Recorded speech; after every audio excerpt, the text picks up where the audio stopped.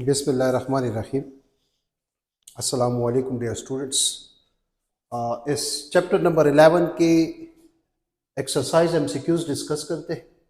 MCQ number first हमें दिया हुआ है। क्या लिखा हुआ है एमसीक्यू नंबर फर्स्ट में? कहते हैं कि a charge Q is divide into two parts, q and q minus small q are separated by a distance r. The force of repulsion between them will be maximum. Students यहाँ पे लिखा हुआ है, कहते हैं कि अगर एक चार्ज है q और उसको हम इस तरह दो कौन से पार्ट्स में डिवाइड कर लें ताकि उनको ऐड कर लें, उसका रिजल्ट वही q आ जाए, and the force between them is maximum when they are place at a distance r from one another. तो इसको मैं एक एग्जांपल से जो है आप लोगों को समझाने की कोशिश करता हूं। फॉर एग्जांपल एक चार्ज है 6 कूलम। इसको मैं इस तरह कौन से दो पेयर्स में डिवाइड कर लूं ताकि इसको एट अ डिस्टेंस r में रख लूं। The force between them will be maximum. In which pair the force will be maximum? तो याद रखिए स्टूडेंट्स, इस चार्ज क्यू को मैं दो हिस्सों में ऑप्शन में दे रहा हूं, 2 coulomb 4 coulomb which is 6 coulomb. ये जो फोर्स है ये डिपेंड करता है प्रोडक्ट पे। The force between the two charge, coulomb force between the two charge is directly proportion to the product of the two charge. जो प्रोडक्ट ज्यादा होगा, अगर देखा जाए 2 multiply by 4, your answer should be 8 coulomb. 1 multiply by 5 coulomb newton, sorry. 2 multiply by 4 तो इससे आता है 8 newton if distance is kept constant. 1 multiply by 5 Newton. 3 multiply by 3 9 Newton. So when a charge q is divided into two equal parts and placed at a distance r from one another, then the force between them will be maximum. So which option is the correct option? Option C. तो आपके book में मुख्तलिफ options जो है वो दिए हुए हैं। जैसे फर्स्ट ऑप्शन है q by 4, सेकेंड ऑप्शन है q by 2, थर्ड ऑप्शन है q और फोर्थ ऑप्शन है नन। तो ये बात ज़हन में स्टूडेंट याद रखें, अगर एक चार्ज q को दो इक्वल पार्ट में डिवाइड करेंगे और उसको एट अ डिस्टेंस r हम रखेंगे तो उनके दरमियान जो फोर्स होगा वो मैक्सिमम होगा। तो इसमें कौन सा ऑप्शन करेक्ट है? यहां पर आपके बुक में जो है option number B is the correct option. Option number B, option B जो है वो हमारे पास करेक्ट ऑप्शन है। Option number B is the correct option. ये हमारे पास जो है फर्स्ट एमसीक्यू था।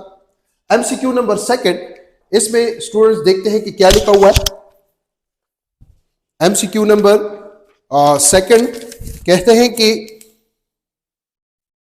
3 objects are brought close to each other. 3 objects हम नजदीक लाते हैं एक दूसरे के, 2 at a time. When object A and B are brought together, they attract. When object B and C are brought together, they repel. Then which option is the correct option? कहते हैं 3 objects हैं, object A, B and C। उनको हम आपस में नजदीक लाते हैं लेकिन एक वक्त में 2 ऑब्जेक्ट। लेट्स सपोज अगर A और B में लाता हूं, कहते हैं कि ये अट्रैक्ट कर रहे हैं, इसका मतलब इनके दरमियान अगर देखा जाए दे अट्रैक्ट तो ऑपोजिट चार्ज है। फिर कहते हैं कि अगर हम B और C आपस में नजदीक लाते हैं तो दे रिपेल ईच अदर। इसका मतलब है अगर ये अट्रैक्ट कर रहे हैं और ये रिपेल कर रहे हैं तो फिर which option is correct option? मुख्तलिफ ऑप्शंस गिवन है, तो फिर जो करेक्ट ऑप्शन है वो है object A and C poses charge of opposite sign. जो A और C होगा उस पर जो चार्ज होगा वो ऑपोजिट साइन वाला चार्ज होगा। सो इसमें जो है कौन सा ऑप्शन ठीक आ रहा है? ऑप्शन नंबर जो है object A and C poses charge of opposite sign. So इसमें जो करेक्ट ऑप्शन आ रहा है वो हमारे पास आ रहा है B option is the correct option. MCQ number third कहते हैं कि object A has 2 microcoulomb and object B has 6 microcoulomb charge. Which statement is correct about the force? याद रखिए अगर 2 चार्जेस है और उसको एट अ डिस्टेंस r रखा जाए, so it obey Newton third law. So A B पर जितना फोर्स लगाएगा, B A पर उतना ही फोर्स लगाएगा, both are equal in magnitude but opposite in direction. इसका मतलब when two charges, Coulomb's law obey Newton third law of motion. So इसमें जो है option, which option is correct option? So इसमें जो हमारे पास करेक्ट ऑप्शन है वो है option number B is the correct option. Option B जो है वो करेक्ट आ रहा है. एमसीक्यू नंबर 4 में क्या लिखा हुआ है? स्टूडेंट 4 में लिखा हुआ है, कहते हैं कि some charge is being to a conductor then its potential is. कोई कंडक्टर है और उसको हम लेट सपोज चार्ज करते हैं.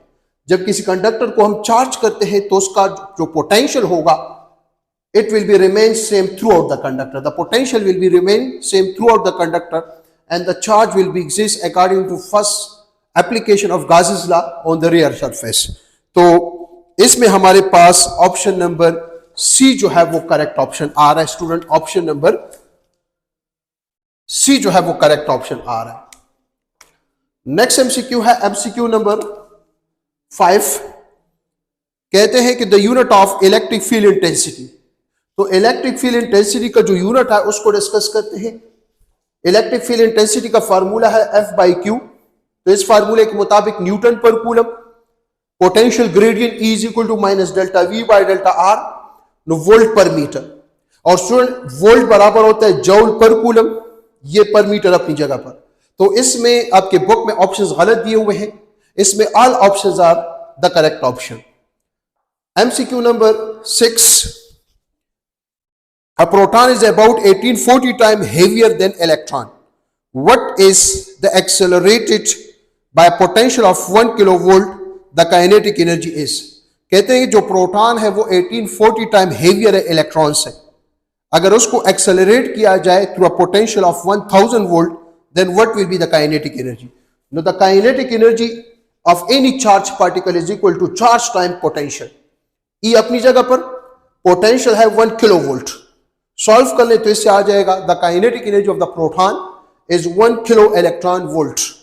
चाहे प्रोटॉन हो चाहे इलेक्ट्रॉन हो, डिपेंड करता है उसकी काइनेटिक एनर्जी पोटेंशियल पे. तो इसमें 6 में हमारे पास जो करेक्ट ऑप्शन आ रहा है वो है c. Option number c is the correct option. Next MCQ number 7. The electric force at a distance of 20 centimetre from a 2 microcoulomb charge is. कहते हैं आप क्या फाइंड करें? इलेक्ट्रिक फोर्स फाइंड करें. द इलेक्ट्रिक फोर्स नहीं, ये electric field find करें. Electric field. तो आपको एक चार्ज दिया हुआ है Q और डिस्टेंस R दिया हुआ है. कहते हैं आप क्या फाइंड करें? E. No, E is equal to just putting value you will get 4.50 into 10⁵ newton पर कूलम. ये हमारे पास 7 नंबर एमसीक्यू है. नेक्स्ट एमसीक्यू नंबर 8 को सुने स्टूडेंट्स. 8 में लिखा हुआ है चैन electric charge Q is placed at the center of cube of a side A. The electric flux on its one side is. कहते हैं कि ये क्यूब है जिसका each side A है. Electric flux through each side by Gauss's law electric flux is equal to cube epsilon naught. Each side है तो 1/6 cube epsilon naught. इसमें जो करेक्ट ऑप्शन आ रहा है वो हमारे पास है option number A. Option A जो है वो करेक्ट आ रहा है. 9 number. The electric flux through the surface of a sphere due to charge Q place at its centre depend upon. By Gauss's law electric flux depend upon magnitude of charge which is placed in a closed Gaussian surface. So the quantity of charge inside the sphere. इसमें जो correct option आ रहा है वो है option number D. 10 number. A 1 microfarad capacitor of TV is subjected to a 4000 volt potential difference. The energy stored by a capacitor. Capacitance भी given है, potential भी given है, energy stored half CV square. Just putting value, the answer is 8 joule. इसमें option C जो है वो correct है. Next MCQ देखते हैं कि नेक्स्ट में क्या लिखा हुआ है. कहते हैं कि हमारे पास स्टूडेंट्स ये 3 कैपेसिटर्स है, 2 microfarad, 3 microfarad, 6 microfarad with a value of potential 10 volt. कहते हैं आप क्या फाइंड करें? You should to be find the charge store on either plate of capacitor. charge stored by 3 microfarad capacitor. So the charge stored by either capacitor is remain same. Why? Because of series. सबसे पहले C equivalent find करें. Series circuit है. 1 over C equivalent is 1 over C1 plus 1 over C2 plus 1 over C3. मैंने solve किया हुआ है. C equivalent 1 microfarad. Q is equal to C equivalent into V. C equivalent is 1 into 10 power minus 6 and potential is 10. The answer is 10 microcoulomb. इसका मतलब है each capacitor का each plate जो charge store करेगा वो 10 माइक्रोकूलम का store करेगा. Next, इसमें जो है ऑप्शन बी जो है वो करेक्ट ऑप्शन आ रहा है. नेक्स्ट एमसीक्यू कहते हैं two parallel metal plates 8 metre apart. दो पैरेलल मेटल प्लेट्स है जिनके दरमियान डिस्टेंस है 8 metre.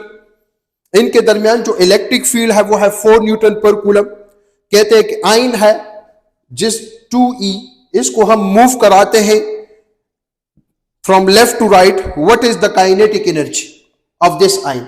No, kinetic energy is charge time potential. हम जानते हैं by potential gradient E is equal to V by D या V is equal to ED. इस V की जगह आप ED पुट कर लें. E आपको गिवन है 2E है, इलेक्ट्रिक फील्ड है 4 और D है वो 8.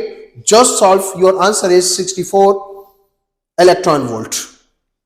लास्ट एमसीक्यू उसमें स्टूडेंट्स हमें गिवन है, लास्ट एमसीक्यू में लिखा हुआ है, कहते हैं कि the electric potential between point A and B is delta we.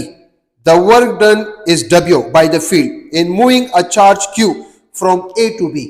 So work done is equal to the work done on a charge particle to move from A to B is charge time potential. So इसमें option number B जो है वो correct आता है. सो ये आपके book के exercise के एमसीक्यूज थे. Thank you so much.